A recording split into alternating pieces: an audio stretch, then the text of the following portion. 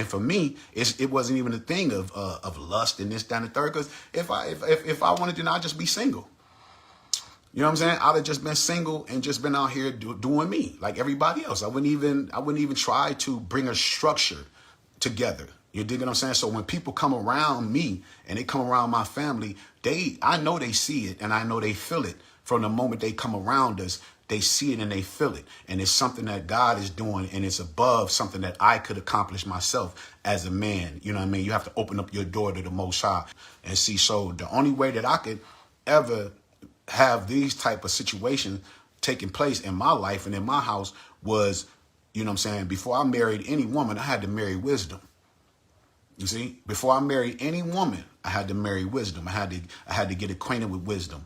You know, I had to, you know what I'm saying? I met wisdom one day, you know what I'm saying? And I took her out.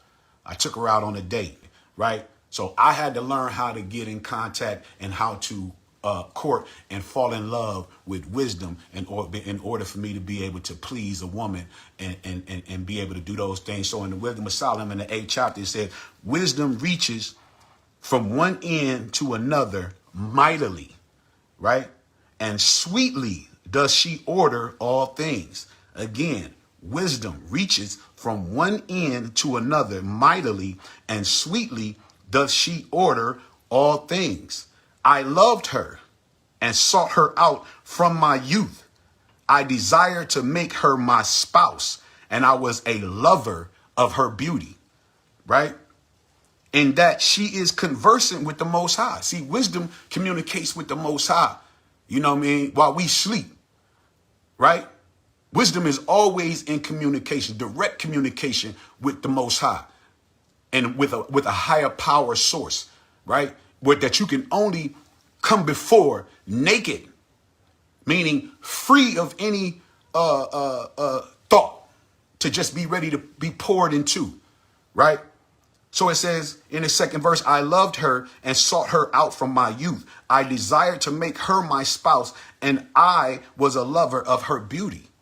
Verse 3, in that she is conversing with the Most High, she magnifieth her nobility.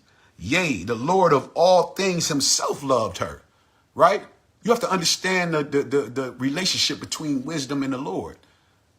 Beautiful relationship, man, that you want to have with your mate, your significant other, your lady, your man, right? Your ladies, your wives. You want to have that, right? It tells you in the 4th verse, for she is privy to the mysteries of knowledge of the Most High, and a lover of his works. If riches be a possession to be desired in this life, right? What is richer than wisdom that worketh all things? Because even if you rich monetarily, if you don't have the wisdom to know what to do with that money, you're going to find yourself right back in the same place you was before you acquired it, right? So wisdom, she worketh all things. Verse 6, and if prudence work, who of all that is a more cunning workman than she?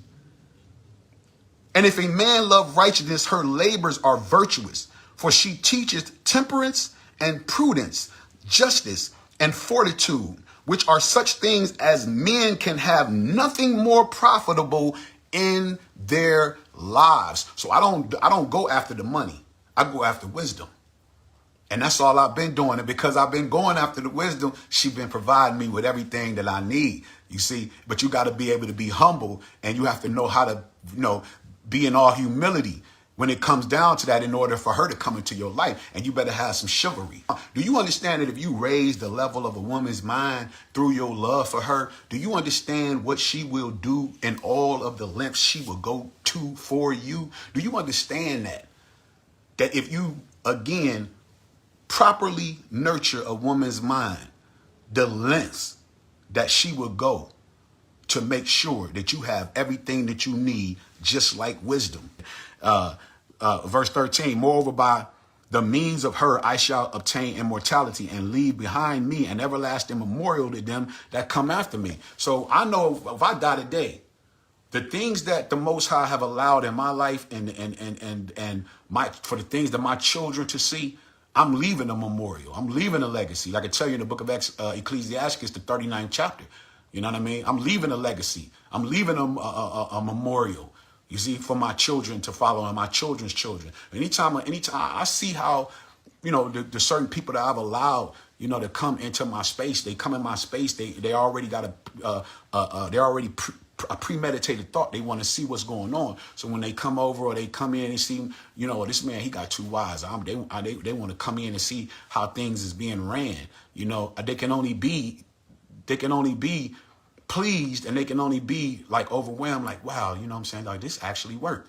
You see what I'm saying? Like, this brother actually, or for women that come around, they can only be like, oh, damn, these sisters really, I could see that, that there's a camaraderie. You ain't gonna see no hatred there. You ain't gonna see no fakeness there.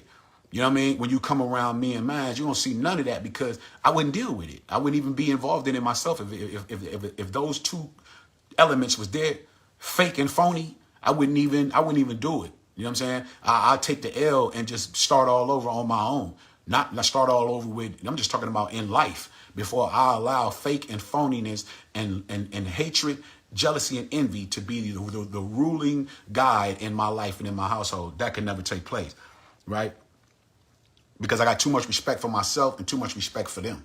You know what I mean? And I wouldn't want to make them unhappy, and I wouldn't want them to make me unhappy, right? But when you, as a man, you marry wisdom first, you ain't got to worry about that, because as you can see, she's telling you all of the things that she's going to provide for you in your life. And it's not exercising wisdom if you're a man and you got issues that were unresolved in your childhood, and you run out here and you try to acquire multiple women and things of that nature, and you don't even know how to treat yourself, let alone knowing how to treat women.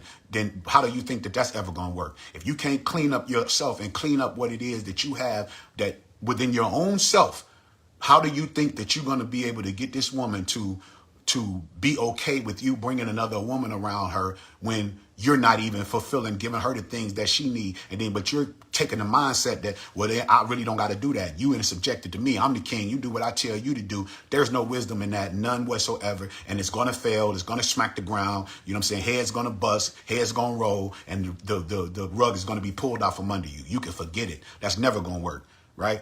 Give anything in a situation, you got to understand that, if you give a woman and you supply a woman with everything that she needs, you know what I'm saying? And first and foremost, just giving that she can trust you, that you do have her best interests at heart, even if the things that you saying or the things that you doing, it kind of rubs her in a different fashion. If you know how to deal with her while she's going through that, and you're guiding her properly, and you prove her that the things that you're saying you actually can do, or that woman gonna be forever endowed to you, and she gonna give you everything that you can ask for. You know what I'm